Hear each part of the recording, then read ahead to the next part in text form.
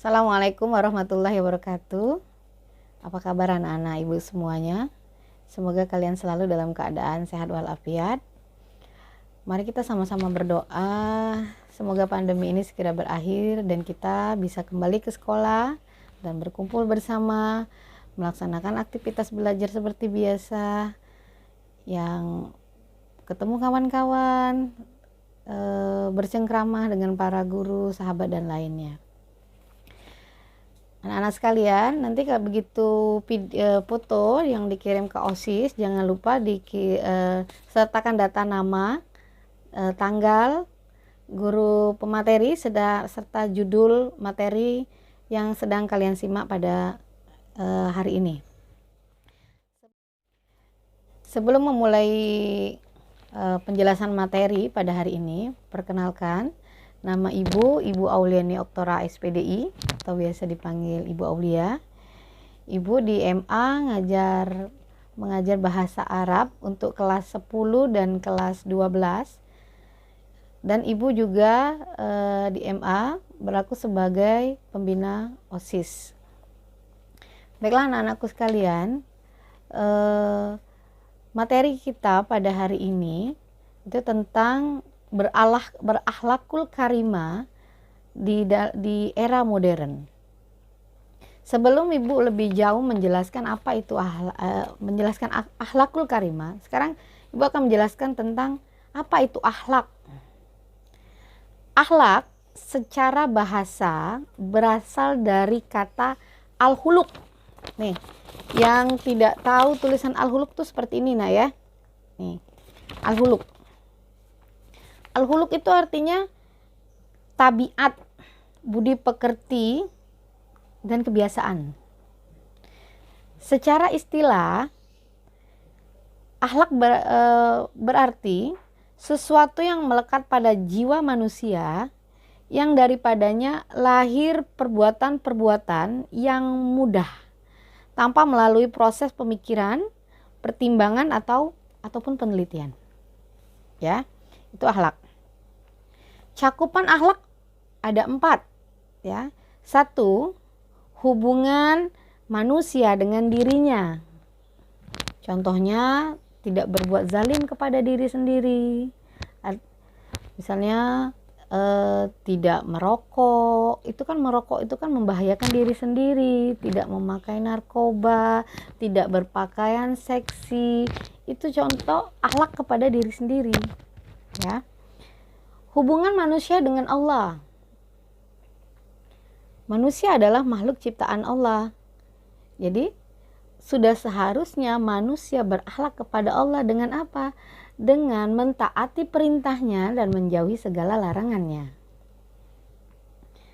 Yang ketiga, hubungan manusia dengan sesamanya. Jadi ada hubungan manusia dengan manusia. Seperti apa contohnya? Saling menghormati, tolong menolong, kerjasama, tidak mencaci. Ini kebanyakan contoh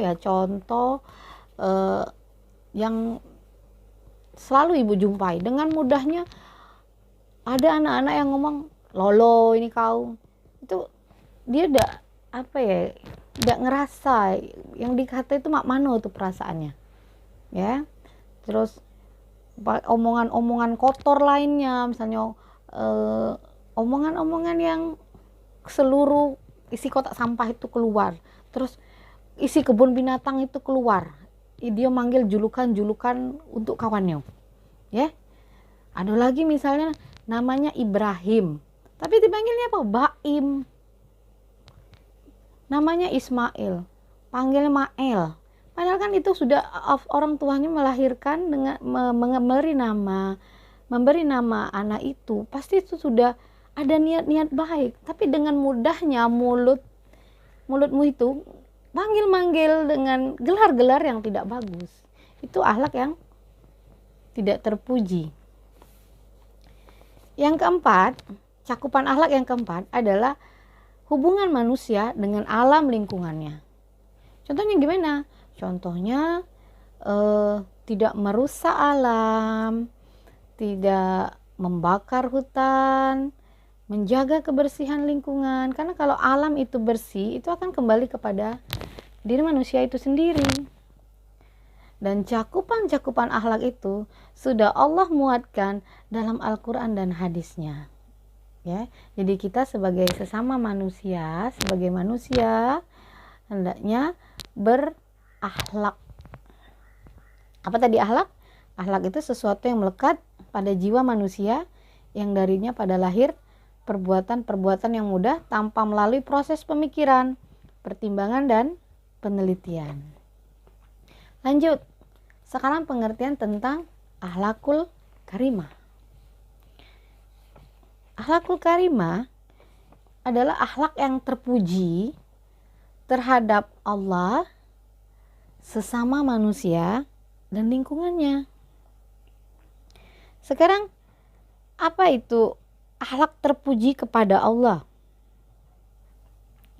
Yaitu melaksanakan perintah-perintah Allah dan menjauhi apa yang sudah dilarang oleh Allah. Contoh, sholat 5 waktu.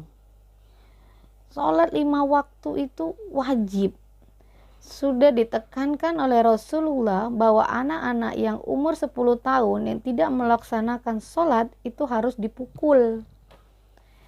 Kalian umur berapa sekarang? Kalau kalian tidak sholat, maka kalian harus dipukul. Allah itu maha pengasih lagi maha penyayang. Walaupun kalian itu tidak sholat, tapi Allah masih memberikan nikmat yang banyak untuk kalian. Kita manusia yang telah diberikan oleh Allah nikmat yang banyak, maka wujud dan atau rasa terima kasih kita kepada Allah dengan apa? Dengan berterima kasih, dengan bersyukur. Bersyukur itu atau apa? Berterima kasih. Wujud berterima kasih kita kepada Allah adalah apa? Melaksanakan perintahnya dan menjauhi segala larangannya. Dan Allah mengancam dalam Al-Quran, barang siapa yang bersyukur atas nikmatku, maka akan aku tambah. Tapi barang siapa yang kufur, yang tidak berterima kasih atas nikmat yang aku beri, maka sesungguhnya azab Allah sangat pedih. Jadi apa yang sudah Allah berikan ke kita, kita harus berterima kasih kepada Allah, apapun itu bentuknya. Walaupun seperti contoh, ada anak-anak yang tidak bersyukur. Kenapa HP, misalnya contohnya HP-nya itu kentang. Selalu marah-marah sama orang tuanya. Tidak bisa membelikan HP yang lebih mahal. Tidak boleh berakhlak seperti itu. Seharusnya sudah berterima kasih. Orang tua sudah susah payah untuk membelikan HP kalian. Orang tua cuma bisa beli HP kentang. Syukuri nak. Syukuri itu. Ya, berterima kasih kepada orang tua yang sudah bersusah payah, yang sudah mendidik kita, ya, bersusah payah, bekerja, mencari uang untuk menafkahi kita. Ya, jadi harus sering-sering berterima kasih kepada Allah. Apapun yang didapat, sering-sering mengucapkan alhamdulillah. Dapat nilai bagus, alhamdulillah. Makan kenyang, alhamdulillah. Tidur nyenyak, alhamdulillah. Semua aktivitas kita harus dilandasi dengan rasa syukur. Syukur itu adalah berterima kasih. Berterima kasih kepada Allah dengan wujud melaksanakan perintahnya dan menjauhi segala larangannya. Kemudian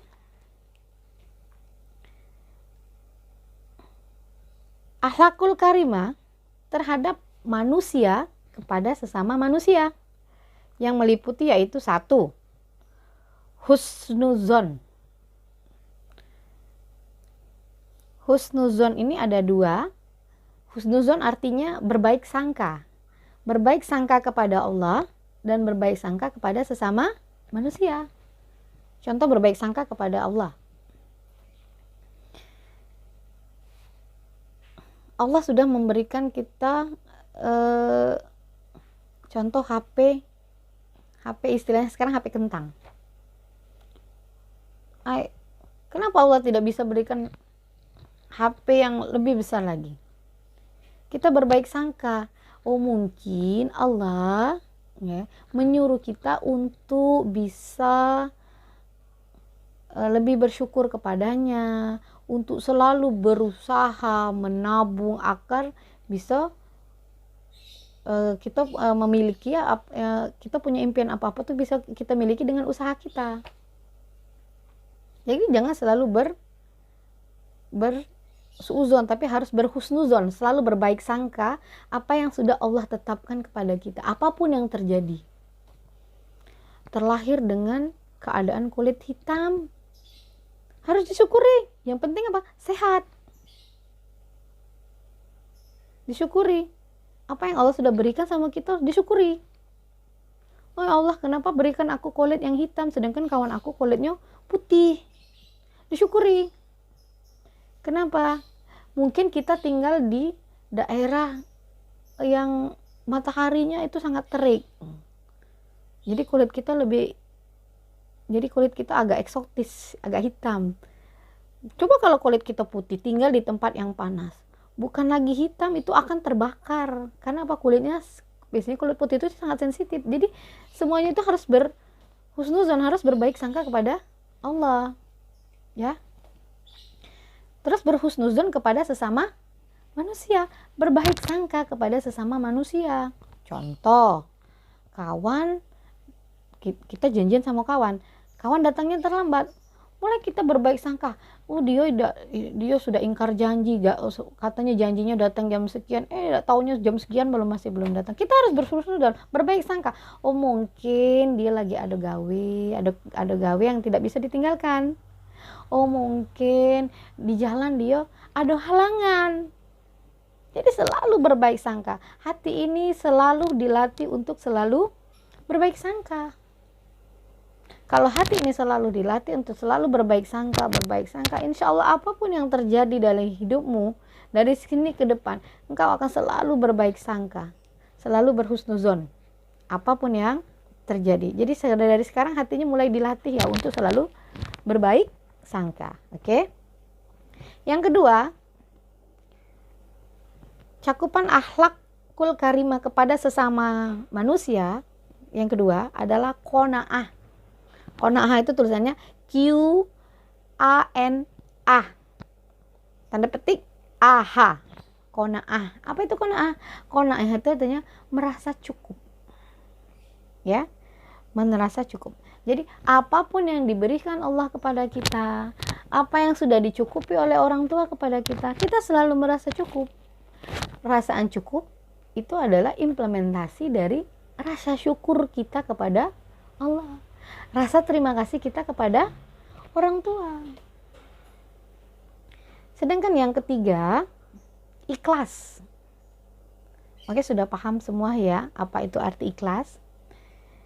Ikhlas yaitu melaksanakan sesuatu perbuatan yang baik hanya karena Allah. Segala sesuatu perbuatan yang baik hanya karena Allah. Itu ikhlas. Perbuatan yang didasari hanya karena Allah itu dikategorikan ibadah. Ya. Orang yang meninggal dengan perbuatannya karena Allah, maka digolongkan sebagai orang yang mati syahid. Pergi ke sekolah karena Allah, meninggal, digolongkan mati syahid. Belajar karena Allah, buat PR karena Allah, ikhlas. Ya. Jadi semuanya harus karena Allah biar bisa dikategorikan ibadah. Ya. Yang keempat, sabar. Yaitu menerima pemberian dari Allah, baik berupa nikmat maupun berupa cobaan.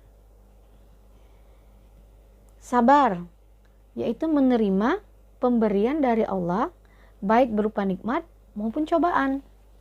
Ya. Jadi Allah itu tidak selalu memberi nikmat kepada kita. Allah itu ada kalanya memberi cobaan. Tapi kadang Allah beri coba. Tidak semua sepanjang hidup kita itu cobaan semua. Ya. Jadi apapun yang Allah coba ke kita itu untuk menempah diri kita. Biar apa? Biar terlatih, biar menjadi lebih dewasa, biar menjadi lebih pintar. Itu cobaan. Jadi jangan kesel. Jangan kesel. Sabar. Cobaan yang Allah berikan kepada kita itu, ambil hikmahnya, ambil manfaatnya, ya. Dan kembali lagi, selalu berbaik sangka kepada Allah. Oh, Allah menimpahkan cobaan ke kita supaya kita lebih pintar, kita lebih mandiri. Itu selalu berbaik sangka. Sabar. Sabar tidak ada batasnya. Sabar tidak ada batasnya. Kalau ada batasnya, itu berarti tidak sabar. Ya, sabar tidak ada batasnya. Balik lagi hubungannya dengan ikhlas.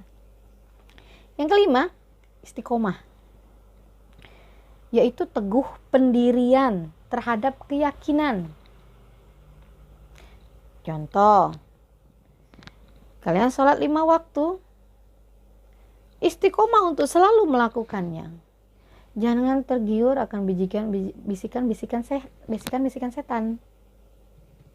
Setan itu bisa ya berupa setan, ada yang setan yang wujudnya manusia. Contoh, ketika waktu sholat tiba, itu ada yang kawan ngajak, kakek beu sholat, masjid masih penuh, kita main HP dulu.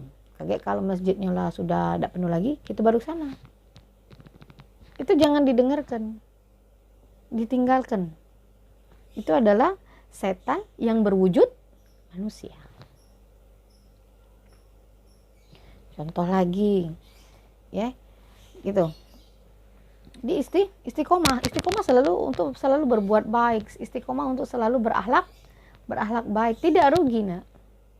Tidak rugi. Justru yang rugi itu orang yang tidak berbuat baik. Di dunia dibenci sesama manusia, di akhirat mendapat dosa. Yang keenam, tasamu, yaitu memiliki sifat tenggang rasa, lapang dada, dan memiliki sifat toleransi. Nah, di zaman era modern ini, sikap toleransi itu sudah sangat minim. Contoh, ada kawan yang susah, ya, itu kadang dibiarkan saja. Kawan itu kadang malu untuk minta, kawan yang susah itu kadang malu minta tolong atas kesusahan yang menimpa dirinya. Tapi kita selaku orang yang tidak ditimpa kesusahan itu memberikan pertolongan, menawarkan diri. Ada yang bisa aku bantu? Saya tidak bisa ngawikan soal, tidak ngerti misalnya PR matematika, ditolong. Apa yang susahnya? Sini aku tolong. Ditawarkan dirimu, ya, untuk selalu berbuat tasamuh tadi, toleransi, lapang dada, tenggang rasa, ya, dan rendah hati, ya. Jangan mentang-mentang HP-nya lebih bagus dari HP kawan, dianugerahi dengan kepintaran yang luar biasa, kamu bersifat sombong. Itu tidak boleh. Karena apa? Yang kamu miliki itu adalah kepunyaannya Allah. Allah cabut rasa pintarmu, kau tidak pintar lagi. Allah cabut semua fasilitasmu, kau tidak punya apa-apa lagi. Jadi jangan sombong. Kenapa? Karena semuanya itu adalah punya Allah. Terus yang ketujuh, ikhtiar. Apa itu ikhtiar? Ikhtiar yaitu berusaha atau kerja keras untuk mencapai tujuan. Jadi kalau pengen pinter itu harus melalui proses belajar, berusaha. Jadi tidak ada sesuatu tujuan itu tanpa melalui proses. Semuanya melalui proses. Untuk jadi kaya mah itulah dengan berusaha. Tidak langsung itu duit jatuh dari langit. untuk kita jadi kaya itu tidak mungkin. Ya, jadi semuanya melalui ikhtiar, melalui usaha. Jadi kalian, apapun cita-cita kalian, ikhtiar, usaha. Ya, kalian harus punya target, punya cita-cita. Orang yang punya cita-cita, punya target dalam hidupnya, insya Allah akan sukses. Ya. Terus yang terakhir itu doa. Doa. Orang yang tidak berdoa, orang yang tidak meminta kepada Allah, itu adalah orang yang sombong. Manusia ini banyak kebutuhannya, nak. Ibu ada kebutuhan, kalian ada kebutuhan. Semuanya ada kebutuhan. Ya, jadi mintalah sama Allah, minta apapun sama Allah.